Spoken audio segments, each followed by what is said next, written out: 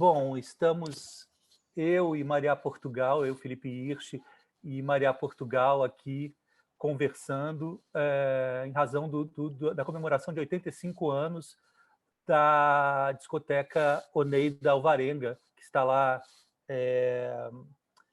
sediada no Centro Cultural São Paulo, um acervo imenso e importantíssimo, que inclusive, se eu não me engano, né, Maria, todo o material da viagem do Mário de Andrade pelo Brasil está lá, né, as gravações que ele fez por todo o Brasil. É um patrimônio importantíssimo da nossa cultura e riquíssimo. Assim, para quem não conhece, você tem lá 85 anos de coleção de discos, de fonogramas, de todo tipo de material importante para a cultura audiovisual também, porque tem coisas, enfim, tem para além de discos, eu acho que tem imagens também do nosso país. E num momento onde a gente não tem muito como proteger esses acervos, vídeo Cinemateca, é a hora de falar sobre isso e comemorar esses lugares que ainda protegem um pouco a nossa cultura. A Maria ia conversar. A Maria está falando da Alemanha, por isso que ela está com esse agasalho enorme aí, e eu estou aqui meio De calorento. alpaca. Isso. E eu estou meio calorento. Sim. Mas a Maria ia começar falando umas coisas, não era? Eu ia até começar, enfim, falando. Teve uma coisa que sugeriram para a gente falar, que eu achei super interessante, assim, que eu acho que é uma conversa que a gente nunca teve, Felipe. A gente já conversou tanto sobre música e sobre disco e sobre tudo isso, mas eu acho que eu nunca soube o que você escutava quando você era criança. E eu pensei, enfim, isso é uma pergunta para você responder depois, porque eu pensei em começar com isso e da gente conversando um pouco sobre essa faixa, né? Sei lá, antes da adolescência, né? Porque eu acho que a adolescência é um período muito importante quando a gente gosta de música, que a gente se encontra, né? Sim, onde muda um pouco, né? Os caminhos mudam um pouco, né? Os caminhos mudam. Para mim mudou bem, assim, claro, para qualquer pessoa é mais ou menos parecido. Mas eu ouvia muita música brasileira em casa, muita, assim, ouvia outras coisas também, mas e pensando nessa discoteca que é tão importante, né? E se eu não me engano é o maior acervo brasileiro de discos de 78 rotações. Se eu não me engano, eu posso estar enganada. Se não é o maior, é um grande acervo, né? E uma coisa que eu ouvia muito quando era criança era Caymmi. E era especialmente um disco que meu avô gostava muito, que era o Caymmi o Mar, que tem na discoteca O vento, também. né? Tem o vento nesse disco, né? Tem o Vento, na verdade ele é com a suíte dos Pescadores, né, que é uma coisa maravilhosa, mas ele também tem outras canções, fez meio um apanhado de canções que falavam sobre o mar e contando uma historinha. Então era muito legal porque era como se fosse um disquinho para criança. Claro que era muito mais soturno e adulto, porque falava de toda essa temática do pescador que vai pescar e não sabe se volta, né? Tem final Sabe se feliz, ele volta. volta. Alguns não, né? É Doce Morrer no Mar, que não está nesse disco, está em Ah, outro, ele não volta, né? ele não Ele volta, não claro, mas volta. nesse caso volta e tinha essa coisa um pouco de disco de criança, assim, que tinha o Sei. próprio KM narrando, que era muito legal. Com aquele vozeirão. E e é um disco que eu ouvia muito, assim, com a minha mãe, com meu avô. E daí eu descobri, um amigo meu me mostrou, faz uns anos, um arranjo para o mar maravilhoso, que tem 78 rotações com um arranjo do Radamés, em Atali, que é uma gravação de 1940 e está na discoteca. E, inclusive, está não só na discoteca, dá para ir lá e ouvir, como tá eu descobri no canal do YouTube do Centro Cultural São Paulo, tá lá essa gravação, e é muito linda, se eu não me engano, é a primeira gravação do Mar, e com o arranjo do Radamés, um Um arranjo muito arranjo com o lindo. Radamés tocando também, não? Com o Radamés e orquestra, assim. Radamés e orquestra, super Coisa lindo, assim, linda. super Eu nunca ouvi. debussiniano. Enfim, depois eu te mando, muito lindo. E aí eu queria saber, enfim, Isso é um pouco do que eu ouvia e queria saber o que você ouvia quando você era Eu criança. escutava muita bossa nova. Meu pai escutava muita bossa nova. Meu pai se separou da minha mãe, eu era bem garoto, mas então, assim, falando exatamente desse primeiro período da minha vida, eu escutava muito a bossa nova porque meu pai escutava muito a bossa nova em casa. Então eu lembro muito, assim, os discos que a gente tinha em casa eram João Gilberto, era algumas coletâneas de bossa nova, tanto que uma vez eu encontrei ali na Trax da Gávea, ali no Rio de Janeiro, quando eu vou ao Rio, eu sempre vou ali, uma das coletâneas que meu pai escutava muito, que era Bossa Nova 1 e 2, bem genéricas assim, mas que tinha, eu lembro que uma delas abria com De Conversa em Conversa, a versão óbvia do João Gilberto, e eu escutava muito isso. Outra coisa que eu lembro muito é dos cariocas cantando na minha casa. Meu pai escutava muito esse grupos vocais, mas especialmente os cariocas, né? Samba do Avião, aquelas versões clássicas dos cariocas, assim, era uma coisa também que tocava muito na minha casa, assim. Então, assim, a primeira memória que eu tenho de música, ainda anterior a escutar, sei lá, Saltimbancos, que era uma coisa que logo depois eu fui escutar, não sei exatamente com que idade, mas eu acho que a primeira coisa foi João Gilberto e Bossa Nova. E aí tem uma curiosidade, eu tive um filho esse ano, um filho no ano da pandemia, dia 1º de maio nasceu meu único filho, que se chama Inácio, e ele só gosta de escutar João Gilberto. Mas não estou falando isso para melhorar o gosto dele, não. De fato, eu já tentei outras coisas, mas ele fica mais distraído, tentei colocar coisas até infantis, sei lá, e ele fica um pouco mais distraído. Quando o João Gilberto começa a cantar, ele fica parado, assim, sabe? Ele fica escutando aquilo, tem alguma coisa de calma, né? De serenidade naquilo para ele. E é isso, tem essa coincidência, né? Eu tenho várias fotos dele segurando os discos de João Gilberto, porque ele meio que pede para a gente colocar Amoroso e esse tipo de disco. Mas foi Bossa Nova, eu comecei com Bossa Nova. Depois, Bossa Nova nunca me largou, até hoje eu escuto muito isso. Eu não sei se você escuta Caymmi também, porque você acabou de fazer um disco sobre a obra do Caymmi, então você vê o quanto isso marca, né? O quanto isso marca a gente. Mas de fato, assim, a Bossa Nova nunca me largou, mas obviamente quando você, como a gente falou, quando você chega mais próximo à adolescência, aí você começa, de alguma maneira, você vira, né, totalmente o teu gosto, ou não é gosto, não é exatamente isso, você vira de caminhos, né? Você começa a descobrir outras coisas, mas Bossa Nova eu nunca deixei de gostar, nunca deixei de amar Bossa Nova. Então eu tenho uma curiosidade aqui, então, para falar sobre isso, que é o seguinte, já que a gente começou falando nesse assunto, eu já vou falar do disco mais importante que eu tenho na minha casa, que é esse aqui, ó, que é o 45 rotações do Chega de Saudade. Desculpa, 78 rotações do Chega de Saudade. Isso aqui, né, isso aqui é a coisa mais importante que eu tenho. Não é valiosa, você não devia nem valiosa. encostar, né? Não Não devia devia. nem encostar no disco. Não devia mesmo. Mas está aqui, para você eu encosto. Ó. Que tá vendo? lindo. Chega de Saudade e o Bim Bom. E esses discos são perigosos mesmo, porque eles quebram fácil, né? Porque eles não são. E isso aqui, uma vez eu conheci um colecionador que tinha dois, e eu falei, e ele queria vender um, e naquele momento eu tinha um dinheirinho ali para me investir nisso. Eu não tenho muito esses fetiches, não, assim, sabe? Mas mas quando eu bati de olho assim, com esse Chega de Saudade, eu não resisti. Que maravilha. Eu tinha Que uma bom que cópia aqui você tem. do 10 do Canções Praieiras também, você falou do Caymmi, sabe aqueles... Que lindo. Meu sonho é colecionar aqueles de 10, assim, sabe?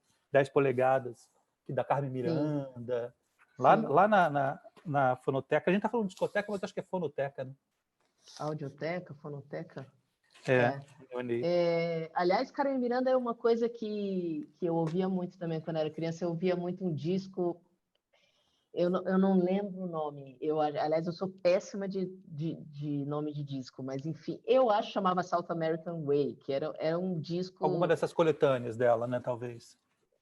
Eu não sei se era uma coletânea ou era um disco mesmo que ela gravou nos Estados Unidos, ou um disco que ela fez para os Estados Unidos, e que tinha Touradas de Madrid, tinha várias músicas em inglês também. E eu reouvi recentemente esse disco, e é muito legal. E é muito engraçado como você descobre direitinho, as músicas são feitas por brasileiros e as músicas são feitas por americanos tentando fazer samba, o que Tentando fazer são samba. boas também. Uhum. Mas tem outra cara, assim, né?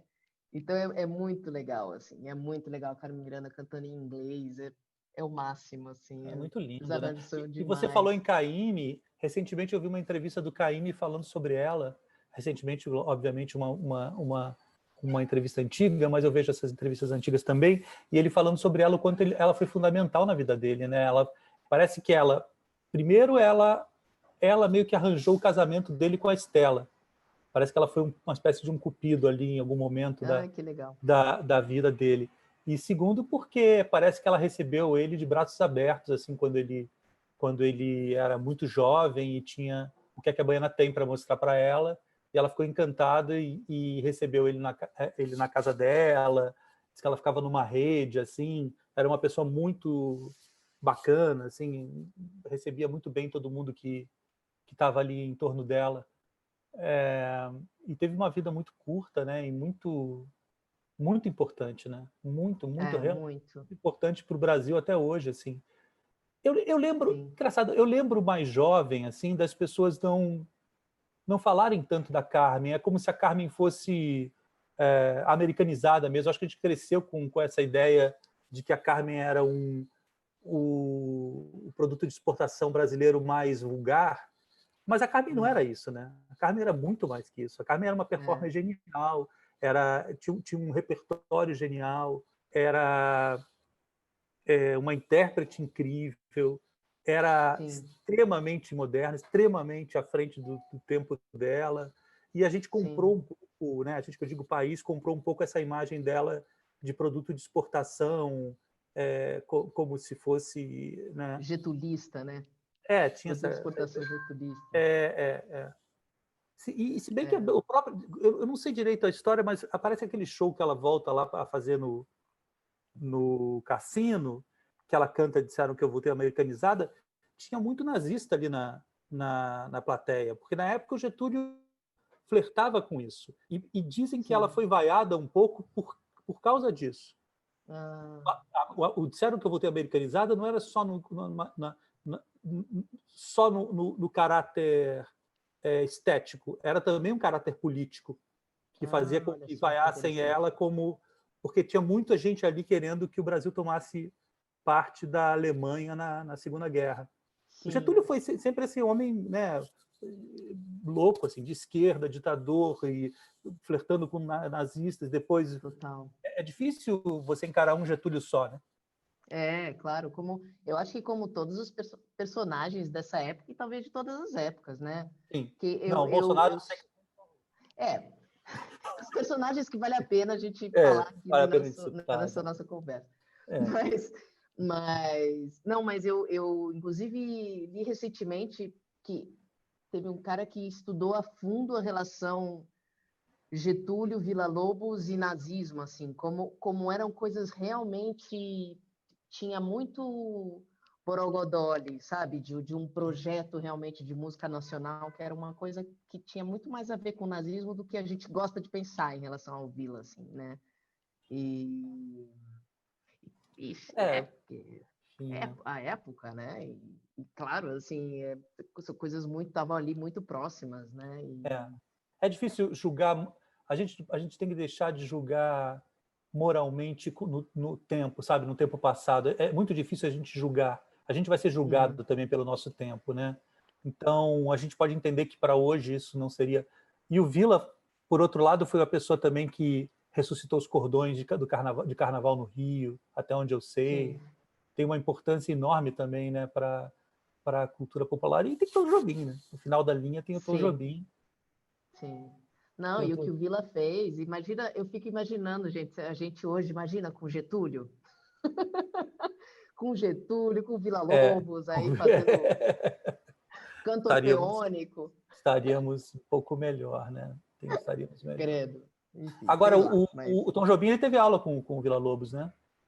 Ele teve aula mesmo, né? teve aula Parece mesmo? que Ah, teve. Parece que ele não ia na sabia. casa, batendo na porta e tinha Uhum. aula. E aí a gente chega nessas obras para a orquestra do Tom Jobim também, né? Que são lindíssimas. São Aliás, um disco meu favorito da vida é o Urubu. Urubu É um dos meus uma favoritos coisa maravilhosa. de infância, de adolescência e de adultez, assim, também. São desses discos que vão atravessando, né? Eu acho também um dos grandes discos dele, assim, acho impressionante. E tem todo aquele concerto dele para Brasília, né, que foi encomendado com Vinícius, aonde é um pouco fanista, etc., mas tem ali algumas peças muito bonitas. O Homem, eu acho que é dali, se eu não me engano. Posso estar falando uma besteira, mas eu acho que enfim, e ele era muito jovem, né? O Tom começou muito cedo já a fazer. Eu não sei se é verdade essa história, mas o Tom parece que ele foi, não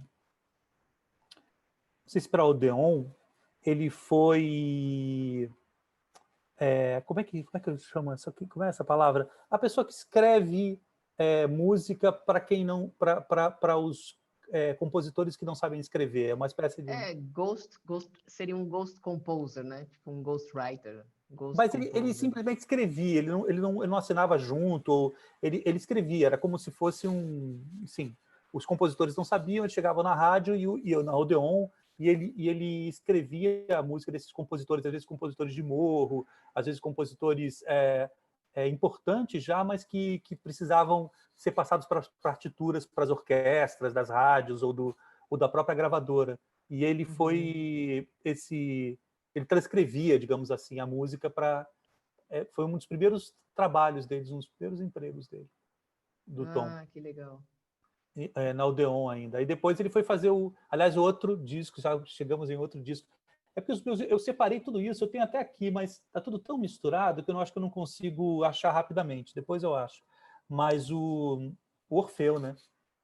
O Orfeu da Conceição, que é um disco fundamental também para a gente entender a história da discografia no Brasil, porque é um disco ali que começa com uma peça de teatro, depois ali dentro tem Luiz Bonfá, Vinícius de Moraes, Tom Jobim, um filme feliz, né, o filme do Camille, depois, posteriormente, feito sobre a peça, que tem a trilha também. É engraçado que você tem 3 ou 4 versões de discos do Orfeu. Tem o Orfeu Negro, tem o Orfeu da Conceição, porque claro. Tem o da peça, tem o do filme, tem depois um outro, tem uns apanhados também, tem como fez muito sucesso, né, ganhou Oscar, né, de filme estrangeiro, tem versões estrangeiras do filme, da trilha sonora.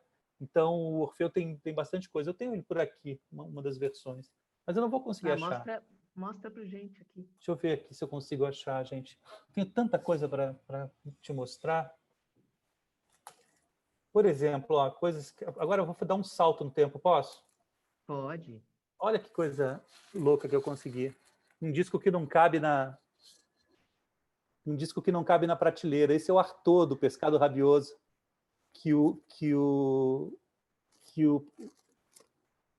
Uau! Tá vendo? Ele é terrível.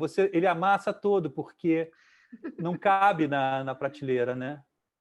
O Spinetta fez assim. E o Spinetta, ele fez de propósito, óbvio. E esse disco ele estava, não existia mais e aí acharam num porão lá na Argentina, em Buenos Aires. Eu estava lá trabalhando no Uruguai e aí acharam na Argentina uma série de cópias num porão desse disco. E aí eu fui até a Argentina para ver se eu conseguia. Estavam vendendo barato assim porque ele não, parece que foram cópias que ele não aprovou, alguma coisa assim. Mas tinha uma capa original, que é essa capa torta. Mas enfim, só porque eu achei ele. Nada demais, é só porque eu achei ele aqui no caminho. Deixa eu ver se eu acho aqui Ai, não queria sair da câmera. A gente estava falando de Tom, eu tenho uma curiosidade aqui para te mostrar.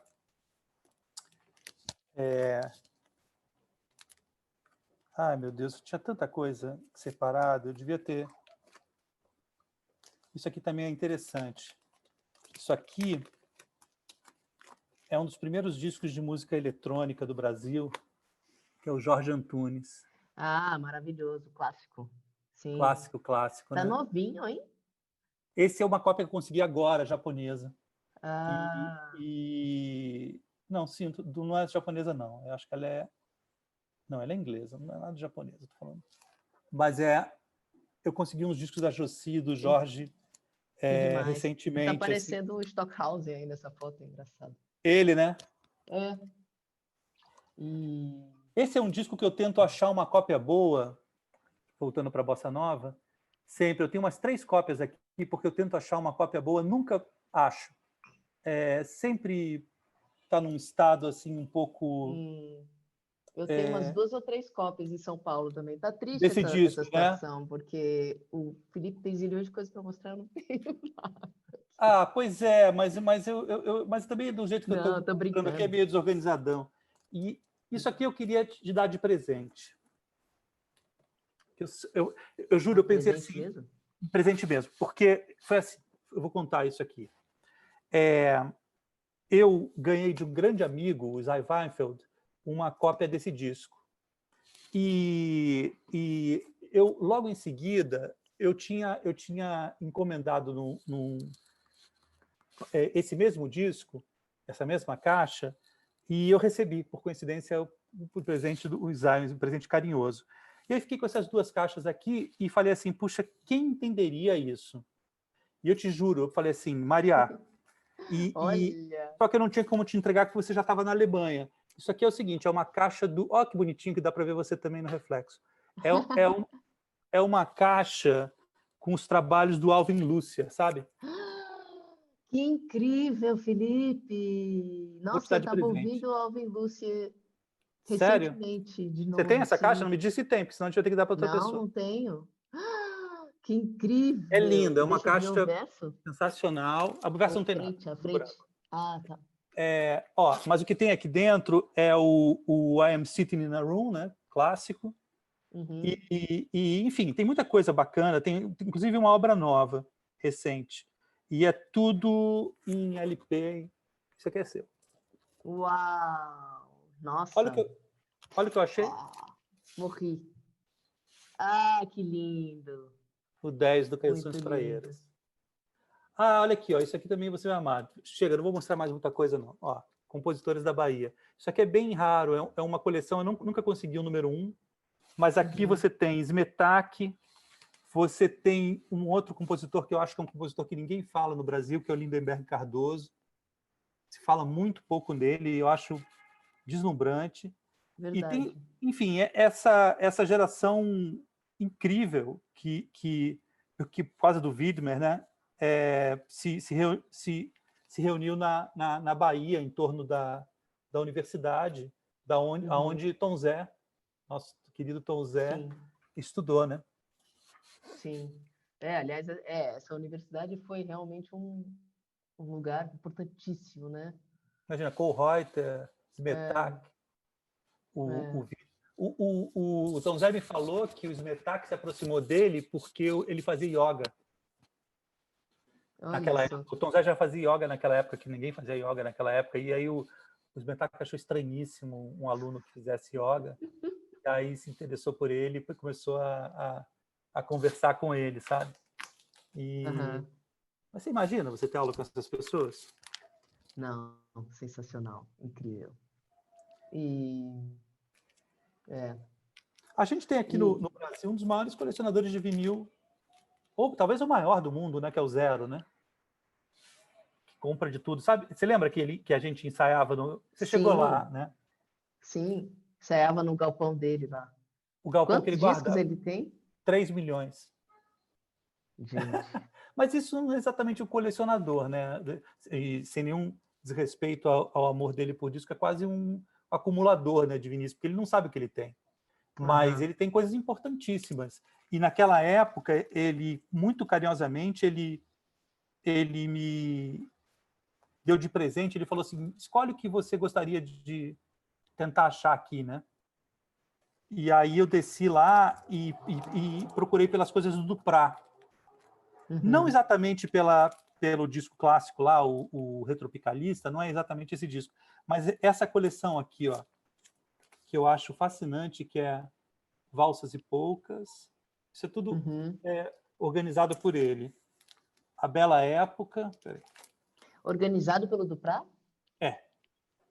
Isso é tudo. Ah, Direção musical, concepção e direção geral, Marcos Confeitaria Colombo. Pereira. Direção musical, Regis e Rogério Duprat. Aí os machiches, olha que bonito. Que loucura, porque eu tenho esses discos, mas eu não tinha registrado que Então era. agarre bem, porque esses discos são raríssimos. E Pois é. dobrados. E Não, dobrados. tem vários desse. São acho que 5 ou 6, eu não sei se não me engano. Ele me deu a coleção e é muito difícil de achar, viu? É muito Esses do difícil. Machixe eu tenho. Ah, estão todos em São Paulo, mas enfim. Você não pode ficar Sabe? carregando que nem Dom Pedro, né? A tua biblioteca e teu. Não. E Mas quem sabe, eu tua estou discoteca cogitando para ir. trazer as coisas de navio. Se você ficar mais tempo aí, né? Se você vai morar um tempo aí, É. não tem jeito. E Tem jeito, tem que levar, né? Porque senão você se sente muito, muito distante das suas coisas, né? que a gente, é gostoso, né? Enfim, tá com as coisas e o disco e o livro e, né, e pegar na mão e, enfim, é importante. Quer dizer, não sei, para algumas pessoas não é importante, mas Eu acho que depende também. Para mim sempre foi. Na verdade, recentemente, você acha que pegou a parte. A gente já estava trabalhando junto quando eu voltei a escutar vinil, porque faz sim. uns 3 anos, 4 anos, não, um pouco mais. Mas de qualquer forma, assim, eu tinha uma coleção de vinil grande, com 5.000 vinis, que eu dei para um amigo meu. Porque eu ia mudar de cidade, e era um momento dos CDs, eu também tinha muito CD, que eu detesto. E eu acho muito ruim mesmo. E aí, recentemente, eu resolvi, há 5 anos atrás, eu resolvi voltar a escutar vinil, comprei um som, é caro, né? É quase comprar um carro, né? Você comprar um som. E olha que é um som bom, nada demais, assim. Mas agulha é caro, som é caro, tudo é caro, né? Uhum, uhum. E por isso que eu acho genial, inclusive, você ter a fonoteca lá, porque você pode escutar coisas que você não compraria, que você não escutaria. Porque aí depois vem o Sim. segundo problema, que é comprar vinil, que é uma coisa caríssima também. E eu me Hum. prometi assim que eu compraria 500 discos importantes para minha vida. E eu já estou com 3.000 e não comprei os 500 ainda. Porque você começa a achar coisas pelo caminho que você não Sim. conhecia, ou que você... E vai, né? Vai se É. enfiando nisso, né? Mas isso que é coisa maravilhosa, né? Aliás, acho que mais do que sentir saudade dos discos ou dessa relação com o disco, que bem ou mal a gente mudou, por mais que a gente ainda compre, ainda colecione, a gente mudou a relação, né? Sim, Mas mais do que isso é ir na loja, tipo, assim como ir na livraria, e aí ir naquelas lojas, sabe? Que daí tem a pessoa que você conhece, que te conhece, e que tá tudo organizado, que daí você vai lá e você vai descobrindo, e aí é muito delicioso, né? você vai É uma descobrindo terapia. pela capa, né? É. E é completamente diferente de, não sei se melhor ou pior, não quero também ficar nesse saudosismo, mas a coisa da loja de disco, assim, e eu ouço muitas entrevistas, assim, de músicos de várias partes do mundo que vão falar como começaram a ouvir tal música de tal jeito, porque tinha uma loja, não sei onde, de tal Sim. cara, que gostava disso, e não sei o E que, e a todos gente se frequentam. reunia em Hoje em torno dia, dessa loja. normalmente os músicos frequentam, né? As lojas ainda frequentam muito loja de disco. Eu passei a minha... Era o meu programa. Quando você perguntou, aí já adolescente, o meu programa era sair de casa para ir para a loja de disco, né? Uhum, Então, para mim, ficou muito importante. O que eu tento agora conservar, para não enlouquecer, é discos... O que eu tenho de vinil são discos lançados na época do vinil. uhum, Eu acho que depois que a gente passou a pensar de outra maneira o lançamento das nossas obras, ou de maneira digital, ou de maneira... Não adianta você comprar um disco que foi feito na era do CD, porque vai ser um disco triplo, que não tem o quarto lado, sim, e digital também, porque a gente está na época do single agora, né? aham. São singles que são lançados. Então, eu tento não comprar vinil disso, eu compro vinil da época do vinil. O que eu acho que conta muito é o fato de ser uma obra em si. As pessoas pensavam numa obra, o lado 1, o lado 2, o Sim. que, né?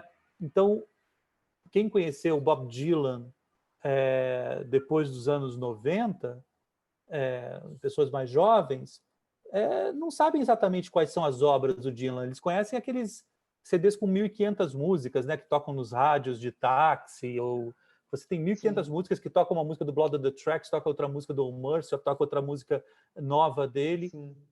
e você não sabe exatamente. E isso, eu acho que isso não é uma obra, é como se a gente pegasse um livro e trocasse as páginas todas, podia ficar bom também. Às vezes fica bom o livro também, que você pega uma página de um livro, outra página de outro e junta, e é um bom experimento. Mas não é Total. exatamente a obra pensada naquele momento, né?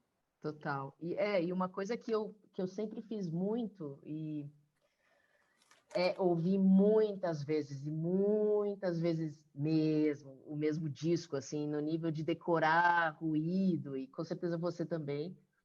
E lembrando de loja, né? Acho que uma loja que eu ia muito, sempre fui, é a Baratos Afins, na Galeria do Rock, né? Que foi Baratos era aonde... muito importante, né? Lançou, foi selo também, né? Foi selo. É selo também. E aí, falando na adolescência, né? Nesse momento que você meio vai buscando a própria trilha, assim, que foi um pouco quando eu desmamei um pouco de Chico, Caymmi, Caetano, essa fase, né? Da música brasileira, que é super importante para mim, mas comecei a entrar nos undergrounds dos anos 80 de São Paulo, né?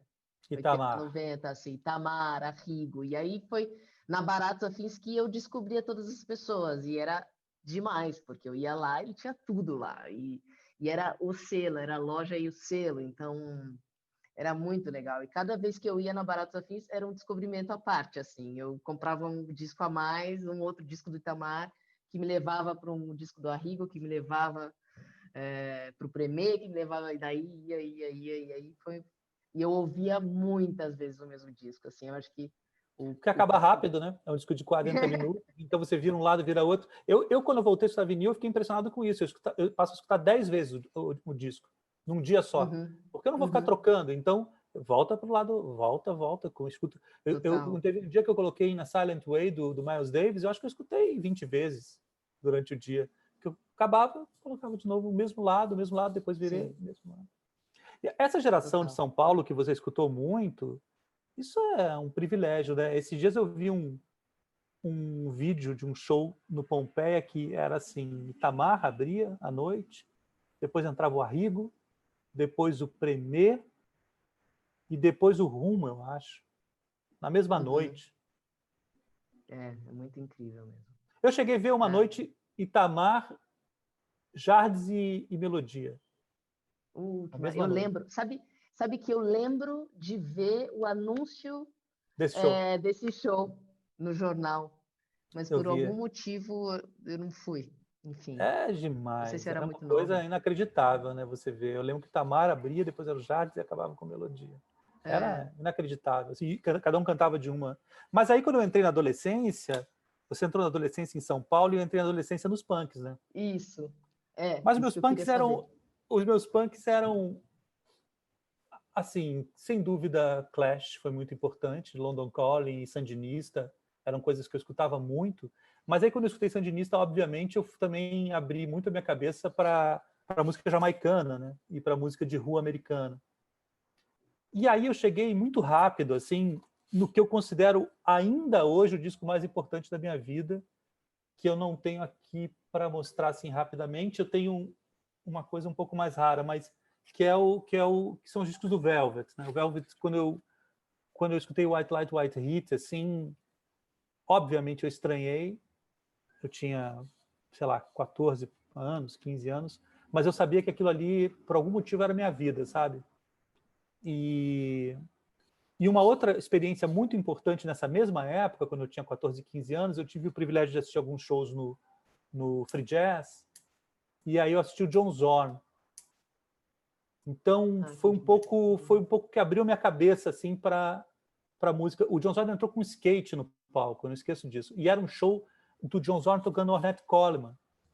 Então eu fui descobrindo tudo isso. E eu sempre fui essa pessoa de ganchos, né? Uma coisa, você também acabou de falar isso, uma coisa leva a outra, né? Então, eu conheci o John Zorn, eu queria conhecer o Ornette Coleman, conheci o Ornette Coleman depois do John Zorn.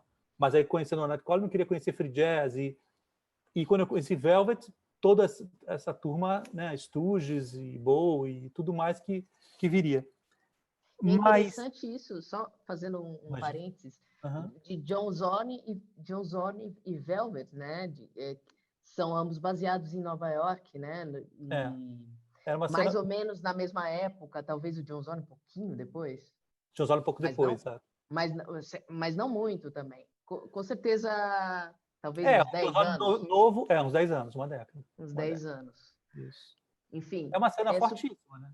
super interessante isso, né? Como o mesmo lugar consegue, assim, apontar tantas direções diferentes numa mesma época ou sei lá, num período de tempo, né? É porque é que são... estranho... Desculpa te interromper, Não, não, Maria. não. É porque é estranho você falar de Velvet Punk na mesma frase, mas na verdade eu acho que, por exemplo, a origem do que aconteceu em Nova York, com New York Dolls, com o CBGBs, etc., está na Factory, está no Velvet. E, por consequência, o que aconteceu na Inglaterra posteriormente, no punk inglês, que é o mais conhecido, porque visualmente, esteticamente é o mais conhecido, a origem também é essa. Então, e o que acontece, talvez esteja... A resposta do que você está falando esteja nessa situação aqui, ó. Isso aqui Total. isso é um disco do Lamont Young com o John Cale, anterior ao Velvet. Porque o John Cale era um estudioso da música experimental nova-iorquina, antes do Velvet, né? Então, ele tinha relação com o Lamont, ele tinha relação com todo mundo que fazia drone, com música oriental, né? Com as músicas indiana, com música indiana. Então, eu acho que por isso que esses vetores todos aí que você falou, né, saiu para todos os lados, porque eram pessoas muito interessadas em música experimental de maneira geral. O Velvet não era uma banda de rock, né, e por isso que ela faz tanto a minha cabeça até hoje. E é tão importante até hoje. Sim, total. É muito interessante essa coisa. Bom, não sei se estou puxando... Eu penso, né, em Colônia, que é uma cidade que eu estou muito perto aqui, que eu estou trabalhando bastante. E eu conheci Colônia de 3 maneiras diferentes. Eu conheci Colônia como o centro do berço da música eletrônica, como a gente diria, tipo, de pesquisa, dos anos 50, né? Que era onde era o estúdio que o Stockhausen, que todos os eletrônicos, early electronics, né, descobriram, fizeram os experimentos e tal.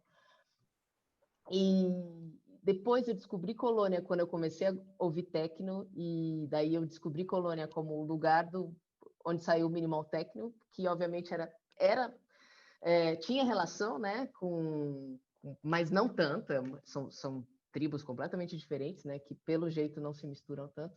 E agora eu estou conhecendo Colônia como um grande polo de música instrumental, assim, e de improvisação livre, com músicos super ligados na parte acústica do som, assim, sabe?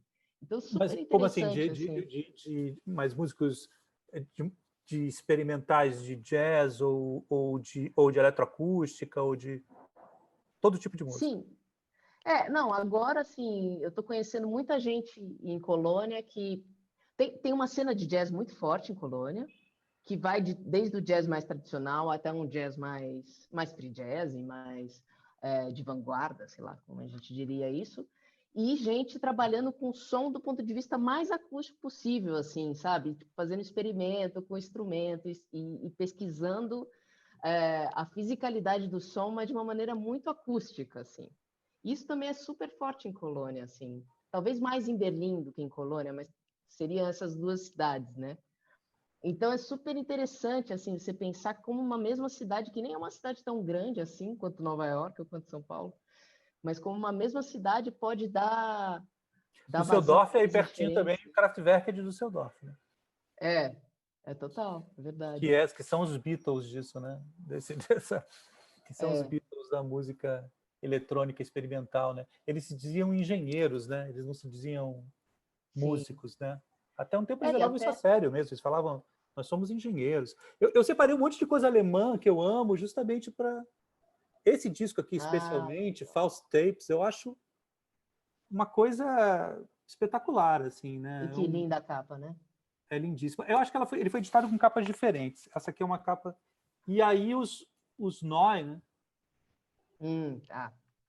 Também tá lá em São Paulo. Maravilhoso. Lindos, né? Bom, É. também tem essa cena de krautrock que em Colônia também. E se cruzaram, né? Porque cruzaram com a música eletrônica, né? Porque Brian Eno fez vários discos com eles. Eles tá Sim. na origem deles, né? Eu tenho aqui a caixa do Ken também. Eu sou muito ligado a esse. E a gente teve uma cena muito bonita também no Brasil nessa época, né? De música eletrônica. O Brasil teve experimentos com o Duprá, com aquele pessoal que fez o Clavi BM na USP, próprio Uhum. Cildo, a gente falou de Jorge Antunes, falou de Jossi. É curioso, o Brasil era mais se arriscar. Se bem que na música a gente continua se arriscando sempre como sempre. A gente andou para trás em outros aspectos, não nos culturais. Né? Eu acho também. Eu Eu nunca sinto estive tão que feliz, por exemplo, com a música brasileira, com o que está se fazendo hoje, com discos, muito mais do que na minha juventude. Eu passei uma juventude procurando bons discos brasileiros. Hoje em dia você tem 20, 30 discos geniais por ano, né? Uhum. Uma Aliás, geração nova em São Paulo, incrível. conta o que você ouviu assim o ano passado, que você curtiu, que foi lançado o ano passado, de música Aqui no brasileira. Brasil, Kiko Uhum. Dinucci fez uma obra-prima, na minha opinião. Maravilhoso, melhor disco dele. Rastilho é um disco maravilhoso. Uhum. Eu gostei muito do disco do Negro Léo, do Desejo Também. de Lacrar. Eu achei um descasso.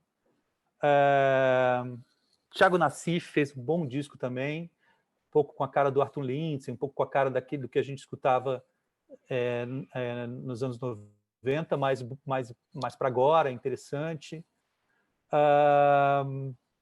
Ana Frango Elétrico, você ouviu? Eu não ouvi o disco dela, Ah, mas é deve ser muito ótimo, ela é legal. ótima, né? Eu não sei se é do ano passado ou se é do outro ano, eu acho que é 2019. É o Mas com a ela capa ganhou o Grammy amarela? o ano passado. É o com a capa Acho amarela? que é. É que ela lançou um single também E recentemente, ela tem um monte muito de bom. banda. Ela Ah, tem ela aqui faz um monte de Vovô coisa. Bebê, ela produz umas outras bandas boas também. Ela é ótima. Não, essa geração do Rio de Janeiro, Essa ah, muito geração. bom esses meninos, viu? Que horror, gente. É isso aí, a Os gente meus vai. cabelos brancos. Não, É, mas essa galera do Rio é muito massa, assim, né? ainda vão dar muitas felicidades pra gente. Tem Sim. tem o Bernardo lá, que sempre me manda notícias. O Bernardo Oliveira me manda notícias de gente. Bom, o disco da Saskia ano passado, não é desse ano, mas eu achei maravilhoso. Eu achei Uhum. descasso também. Eu queria falar de uma outra coisa que é muito legal, que é mais uma dica para quem estiver assistindo a gente, quem for assistir a gente e quer buscar coisas loucas, estranhas, porque às vezes o que me perguntam muito é isso, né? Mas aí, por onde eu começo? Eu não tenho ideia de por onde começa. Como é que você começa? Eu sei que você Pergunta vai enlouquecer difícil. no final, né? No final você vai enlouquecer, mas por onde você começa, tal? E aí tem um disco que foi muito importante para mim, que é esse disco aqui, ó, Nurse with Wound. É um disco eletrônico bem pesado, é um disco de 78, se eu não me engano. Não conheço. Então, o barato desse disco é o seguinte, são os ingleses, eles são muito legais, os discos deles são maravilhosos, mas o que há de mais legal ainda é isso aqui, ó. Eles são famosos por terem feito esse encarte com, eu não sei quantos, eu vou chutar, uns 300 discos que influenciaram a cabeça deles. Ah, que legal. Então, isso ficou tão famoso, que existem algumas lojas de disco no mundo que colocam uma prateleira Nurse with Wound List, Ah, que massa.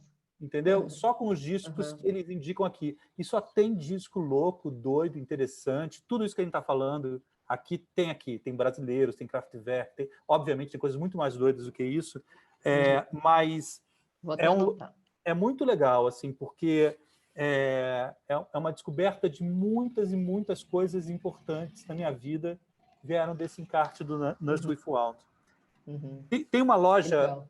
online de Milão chamada Sound On, que tem uma lista Nurse with Wound, e também eles têm muito bom gosto, eles lançam coisas muito... Tipo, esse disco aqui, que eu acho absurdo, da Jane Lee, é um disco muito difícil eu conseguir nessa loja. É uma loja que você vai achar coisas legais, digamos assim, raras, né? As obras do Julius Eastman, Nigger Series, que é muito bonito. Olha quem apareceu aqui para te acompanhar. Eu detesto essa capa. Legal. Eu gosto da capa original. Não sei por que eles inventaram essa capa, não sei quando eles inventaram essa capa amarela. A capa original da minha juventude era essa aqui, ó. Olha só. Agora, você sabe que para complicar a minha vida, eu vi um vídeo de um alemão que mora em Düsseldorf falando que não tem nada a ver escutar Kraftwerk em inglês. E eu escutei só Kraftwerk em inglês na minha vida inteira. E ele falou assim, Kraftwerk, para você entender o Kraftwerk, você tem que escutar em alemão, o que para mim já é um absurdo, porque eu não falo alemão. Então, mas eu entendo que digamos assim, não é originalidade, a integridade dele seja preservada só no alemão. E eu não tenho. Então, agora, por que eu falo para complicar minha vida? Eu estou atrás dos discos, eu tenho todos os discos em inglês e eu estou atrás dos discos em alemão. Eu tenho um só, em alemão, mas... O que você acha do Kraftwerk? Você escuta? Eu gosto muito. Escutei muito. Escutei muito, mas não foi uma coisa que... Não foi uma coisa que me influenciou. Eu acho que influenciou as pessoas que me influenciaram, sabe? Sei. Teve uma época que eu ouvia muito electro, e especialmente um cara que chama Anthony Rother. Eu não sei se você conhece ele, é um alemão. Não. Que é meio um filho do Kraftwerk, assim, sabe? Mas mais dark. E eu ouvia muito, assim. De que E época era ele é? fim dos 80 para frente, assim. Outro grupo que eu gosto muito é o Doppler Effect. Também não Que conheço. inclusive Ai, que vai é ser uma um monja trocando essas coisas. Também não conheço. que é o pseudônimo. Na verdade é uma banda de Detroit, mas tem esse nome em alemão, né? E é do, quer ver? Eu vou até Eu ia te falar isso. Detroit tem uma cena muito forte de minimal techno, né? muito, que é muito legal, assim, incrível. Já é uma Bom, cena são que se também quiser os que já chama pais, né? Detroit sim, né? Tipo, Detroit Techno é uma coisa à parte. Mas tem esse grupo, que na verdade é um cara, e que é o Doppler Effect, que eu gosto muito, assim, que eles lançam um disco a cada, sei lá, 6 anos, 5 anos, e os discos são todos incríveis. Eu ouvi muito também. E E também é os filho últimos de discos são Kraftwerk, grooves. digamos assim. Então Ah, eu todos ouvi são, né? muitos filhos de Kraftwerk, e tem um cara que eu gosto muito também, que eu já comentei com você várias vezes, que é o Uwe Schmidt, que é o Atom, e que eu acho que é um gênio, que eu também acho que falam muito pouco nele, assim, pro tão gênio que ele é, que é um alemão que mudou, enfim, é da cena de Frankfurt, de Acid, do fim dos anos 80, assim, e aí teve uma hora que ele começou a se interessar por música latina, e cansou da Alemanha, não sei o que deu nele, e foi para a América Latina e foi parar em Santiago do Chile, e está lá em Santiago do Chile, Ah, você fazendo me falou cada... dele. Quando a gente estava lá no Chile, você me falou dele. Agora eu lembrei. Um Ele estava cara morando no assim... Chile. Então as pessoas conhecem mais ele por causa do Senhor Coconut, Ah, que é um projeto dele, que começou... O primeiro disco do Senhor Coconut é maravilhoso. E aí os outros discos, eles viraram mais pop, assim, o que é legal também, mas é basicamente, tipo, versões de sucessos da música pop em ritmos latinos. Então, isso fez muito sucesso, assim, entrou em coletânea de lounge, essas coisas, tipo, Around the World em salsa, sabe essas coisas? sei. Mas é divertido. O primeiro disco é sensacional, E mas o esse cara tem, Álvaro? E assim... esse Álvaro chileno? Álvaro, eu não conheço. Então, esse cara eu preciso descobrir ele. Ele é um maluco. Porque você também conhece muito o Chile, né? E eu tenho o maior interesse em conhecer. Eu achei que você Vou sabia. marcar. O Não, Álvaro, não conheço, não. ele lançou um disco muito importante no final da década de 70 chamado Don't Drink My Sperm, ou Drink My Sperm, uma coisa assim. E, ou você não toma ou toma, alguma coisa assim. E esse cara é maravilhoso, é um chileno, esse disco é muito importante. E eu queria saber um pouco dele, eu achei que você conhecia, Não, chileno. Ele é não conheço. bem clássico não, ele é um cara clássico alternativo, digamos assim. Ele morou uma época da Inglaterra, mas eu preciso escutar o Atom, eu não conheço. É, Perguntar uma outra coisa para você. Queria perguntar para diga. você sobre gravação, porque eu acho que é uma coisa que uma hora ou outra você vai fazer cada vez mais, porque tem muito teu, que é a gravação de campo, né? Como é que, ai meu Deus, eu traduzo isso? Gravação de campo, é. É, Acho que sim. eu não sei a tradução De exatamente, né? trabalhar É, com que são essas som coisas coletado, tipo, né? tipo Alan Lomax, sabe? Essas Uhum, coleções do uhum. Alan Lomax da década de. Isso aqui eu acho uma coisa maravilhosa, porque ele viajou os Estados Unidos inteiro. Ele viajou a África também, né? O Mário de Andrade fez isso um pouco, né? E Sim, gravando Luke Ferrari, né, que morreu há pouco tempo, fez também muito. sim. Isso é uma coleção incrível dele de gravação de campo. Você chegou a fazer já gravação? Assim, nesse Você nível está de muito, você tá seriedade. muito. A pergunta é: você está muito agora? Você está cada vez mais na questão experimental e de improvisação? Ou quais caminhos que você tá seguindo com a tua música agora? Ah, é difícil pergunta. Eu acho que a improvisação é uma coisa que realmente veio para ficar, assim. Acho que virou meio um jeito. Eu acho que é um jeito muito legal de conhecer as pessoas, sabe? De conhecer, Então, é, tocar com elas, você e, diz. é, então é uma experiência muito única musical, assim, muito legal. E eu acho que isso eu nunca vou deixar de fazer. Mas ao mesmo tempo eu estou terminando meu disco e que tem isso, mas é um disco cujo assim o suporte dele, digamos, ou a lógica dele é muito eletrônica, assim, porque tem muita manipulação, tem muita edição. E essa eletrônica bem edição, assim, bem, na verdade, como é que fala isso? De pouca síntese e muito corte e cola, sabe assim? Junto com improvisação, né? Junto com improvisação, junto com canção. Então é meio um ornitorrinco, assim, porque eu não sei Tem de exatamente, tudo, tem de tudo. tem de tudo. Então, e são três coisas que eu gosto muito de fazer. E é engraçado que quando você muda de país e você de repente vem toda a MPBzice, toda a parte brasileira, assim, que para mim nunca foi uma coisa que eu neguei, mas também nunca foi uma coisa que eu dissesse, eu a música brasileira e não sei o quê, porque eu gosto de música brasileira, como eu gosto de música americana, como eu gosto de música europeia, como eu gosto de música africana, tipo.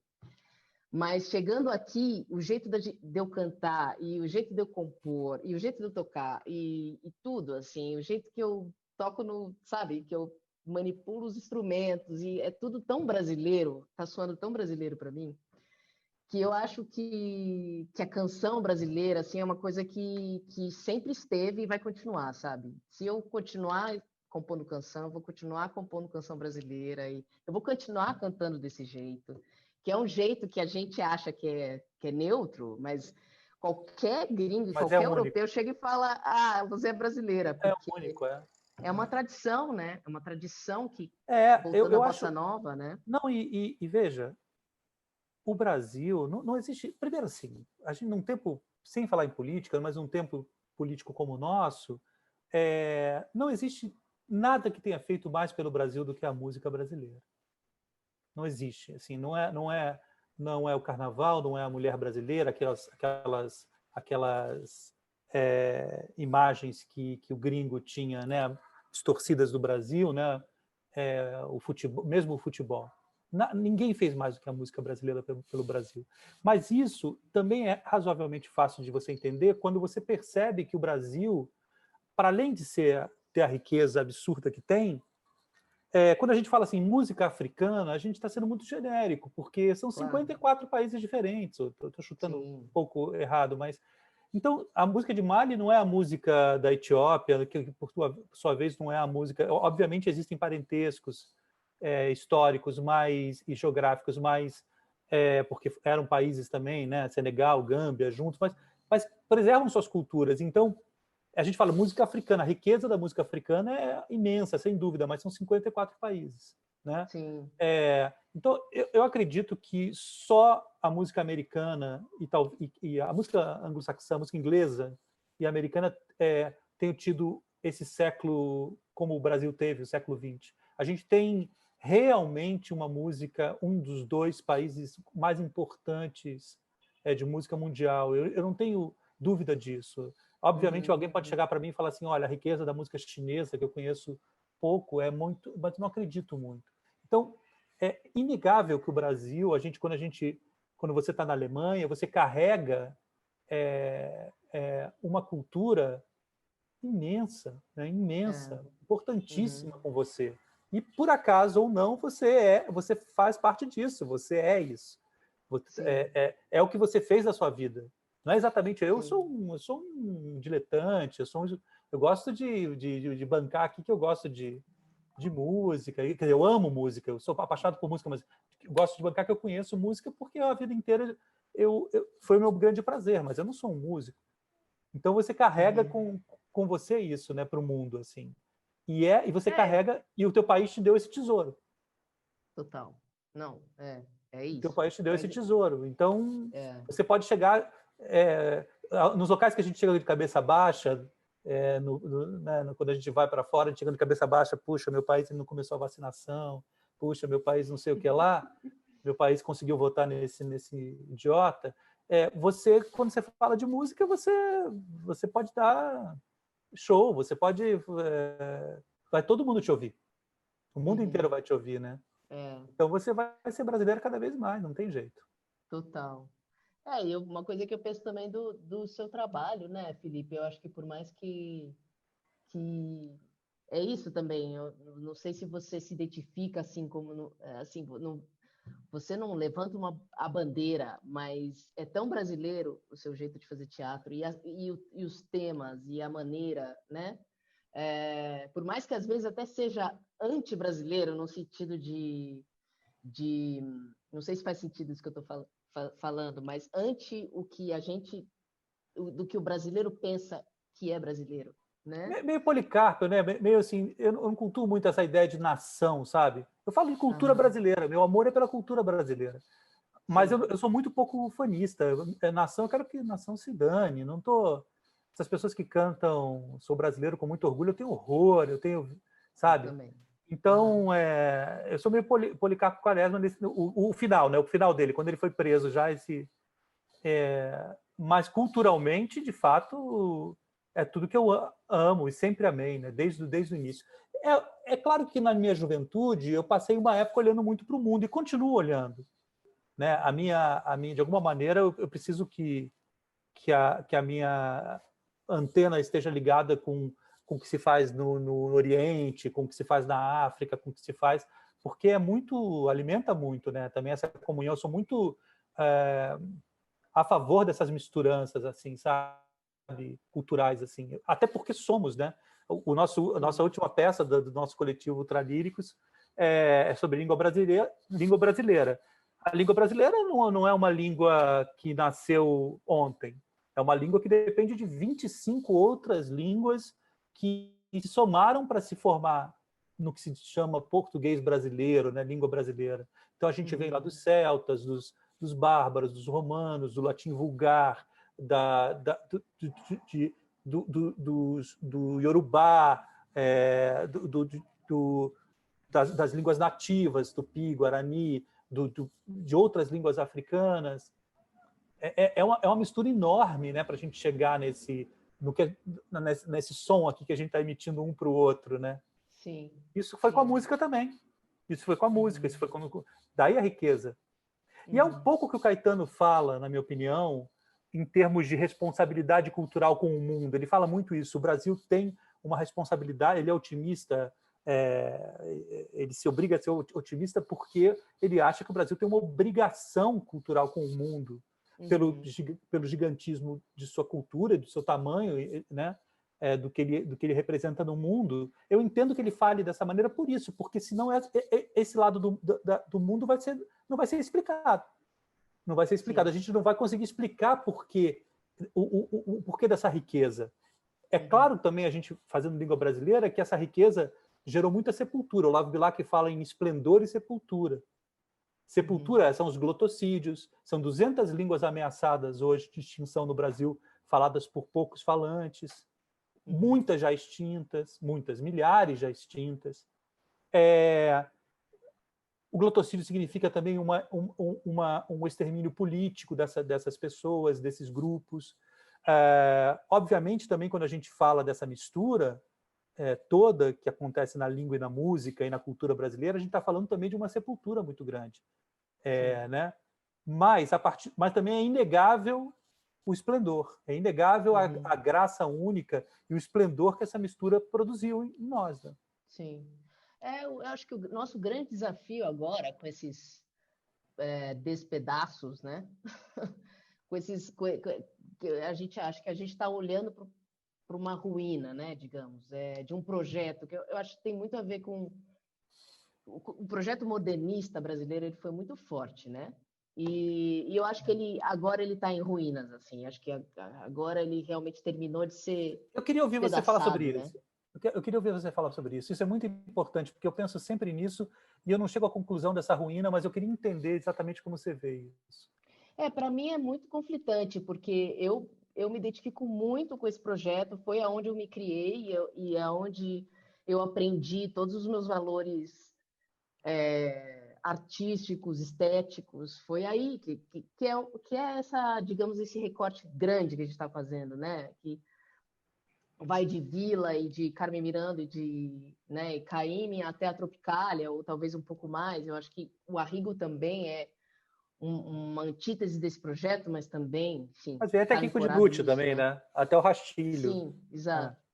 Mas eu acho interessante, enfim, o grande desafio agora é a gente não ficar se lamentando e entender que talvez seja melhor assim, em pedaços, e que talvez com esses pedaços, entre luz, e a gente possa olhar para essas coisas de maneira mais tridimensional, sabe? Não apenas como uma parede, assim, de um totem, sabe? De uma ideia de mundo, uma ideia de brasileiro, uma ideia de país. Isso acabou, essa ideia do brasileiro, do homem cordial, né? E do país como uma unidade pela fala. E a prova é isso que você está falando, né? É uma história feita de apagamentos e de aniquilações em torno, enfim, como são os projetos de nação geralmente, né? São projetos, na verdade, de apagamento, né? Em prol de uma ideia que, na verdade, não existe. Então, é super importante a gente olhar o Brasil como o Brasil grande que ele é, assim, como é impossível a gente ter um projeto modernista que perpasse tudo. E se a gente tiver isso, necessariamente a gente vai estar passando rolo compressor em muita coisa. Inclusive, Brasília, eu acho que é um grande símbolo disso. E todas as pessoas que morreram soterradas no cimento ali, entendeu? Até porque quando a academia adotou isso, né, quando virou um totem acadêmico, né, você de fato você organiza tudo no mesmo livro e fala assim, olha, isso é o Brasil. Exato. Né?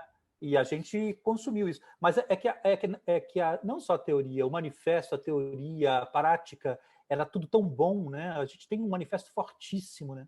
O antropofágico, a gente tem, quer dizer, é muito forte isso para o mundo. Nem todos os países, nem todas as culturas latinas tiveram, por exemplo, um manifesto dessa grandeza e dessa inclusão pós-moderna, né? De aceitar. Mas eu entendo o que você está falando, porque existe sobre isso, principalmente a partir da aceitação acadêmica disso, várias outras coisas ruíram, né? Outros Brasis mais íntimos, mais profundos, escondidos, ou foram meio que tomados como todos nessa assinatura, né? Nessa assinatura. E hoje é um tempo de fato de fragmentação, né? E você entende, total. pode entender. Não, eu pensando nisso. Mas não que a gente tenha outros manifestos tão importantes quanto. Sim. Mas, ainda assim, cada partícula dessa é um pequeno manifesto. É uma pequena movimentação que chama atenção para um Brasil que não necessariamente está incluído nesse grande Brasil modernista, né, antropofágico. E o que eu acho também é que os grandes modernistas da nossa história, eles sobrevivem à fragmentação, sabe? Se você lê Oswald, se você lê o manifesto... Aliás, a própria ideia, né, do manifesto antropofágico, a própria ideia da antropofagia é uma ideia que faz com que o manifesto sobreviva, porque, em última instância, a gente pode se antropofagizar e antropofagizar Por isso que a própria modernismo. Eu chamei de pós-moderno. Né? Por isso que eu propositalmente chamei de pós-moderno, porque ele, obviamente, não é, mas é isso. Ele é a lei do eterno retorno, né? Ele não morre, é impossível. Você. Então eu acho que não sei. Eu também eu sou super a favor de reler, sabe? Reler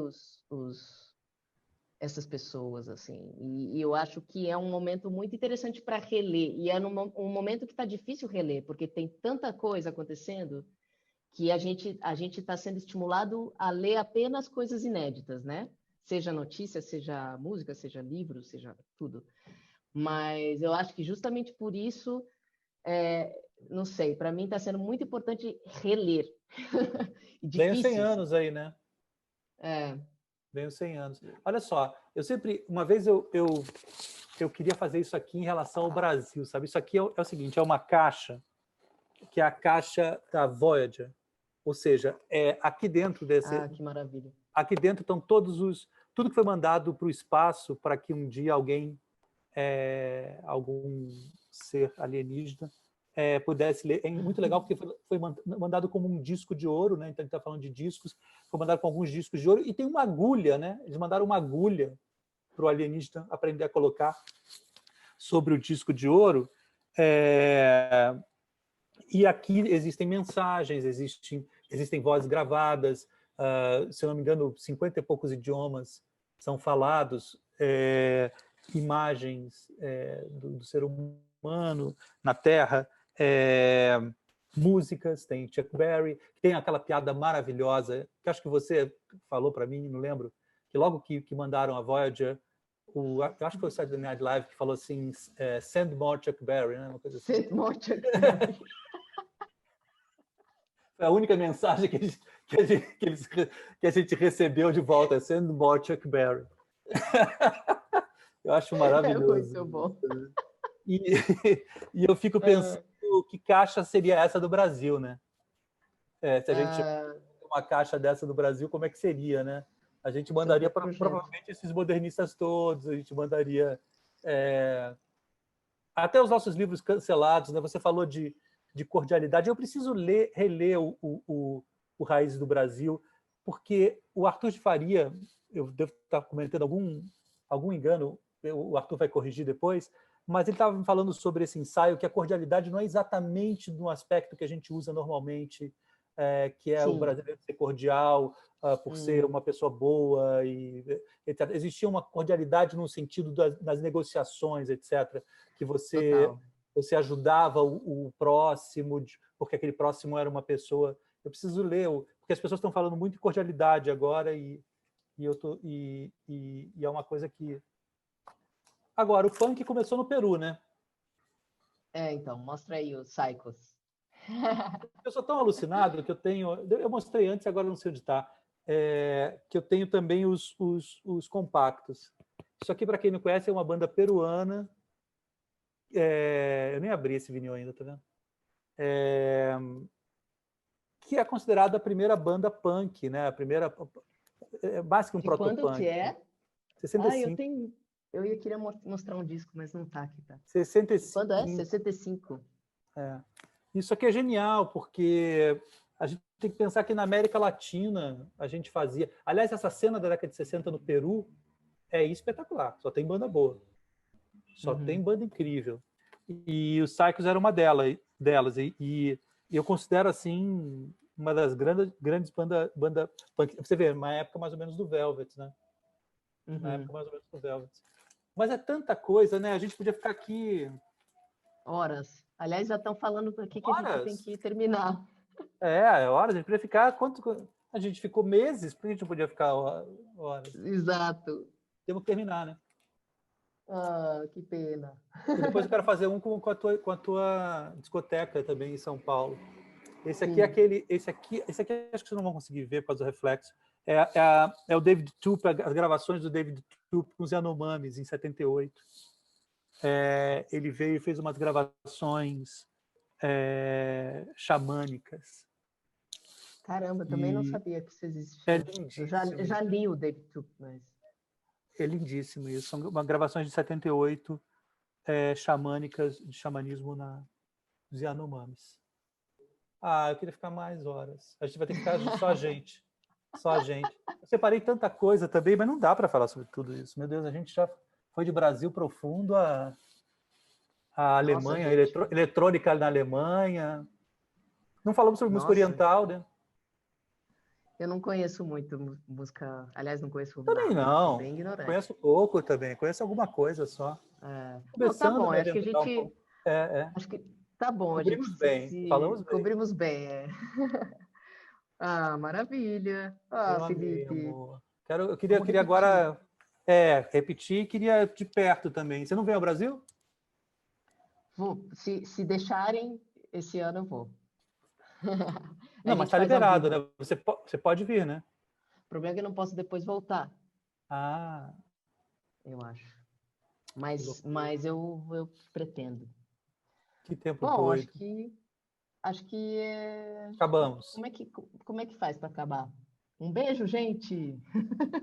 Um beijo e feliz 85 anos para a discoteca, fonoteca. Sim, Esse material tão importante reunido lá no Centro Cultural São Paulo, que realmente tem que ser protegido para que chegue aí, para que atravesse séculos, né? Para que as sim, pessoas tenham exatamente. acesso, possam não deixem de ir lá. Eu não sei se está aberto nesse momento de crise sanitária, mas não deixem de ir lá porque é um local muito importante, muito bonito da nossa cidade, São Paulo.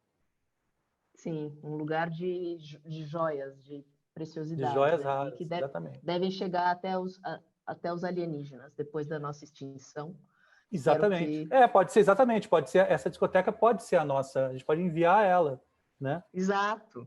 Pode enviar ela. Aliás, o Mário de Andrade, comecem pelo Mário de Andrade, porque todo o material do Mário de Andrade, da viagem do Mário de Andrade, está lá. Está lá. Sim. O Hermano, eu sei que a gente não pode falar mais tempo, mas o Hermano Viano fez essa viagem também, com a MTV. Exato. E fez o Músicas do Brasil, né? Músicas do Brasil, que é uma coisa que está Disco maravilhoso. desaparecida.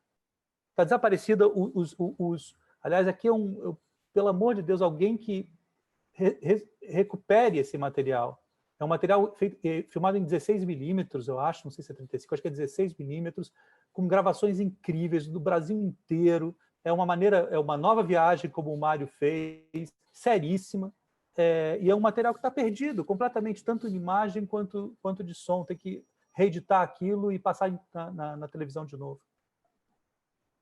Sim, total. Verdade. Fica aí nosso pedido. Nosso protesto. Nosso protesto. Grande beijo, amor. Um beijo. Beijo, Muita Felipe, saudade, beijo viu? todo o Tá pessoal. aqui separado o teu Alvin Lúcia, para quando você chegar no Brasil. Só para pegar. Por favor, tá aqui. Eu estarei no aeroporto com ele, assim. Em vez de uma placa, eu coloco na frente. Exato. Beijos. Um beijo. Prazer. Até mais.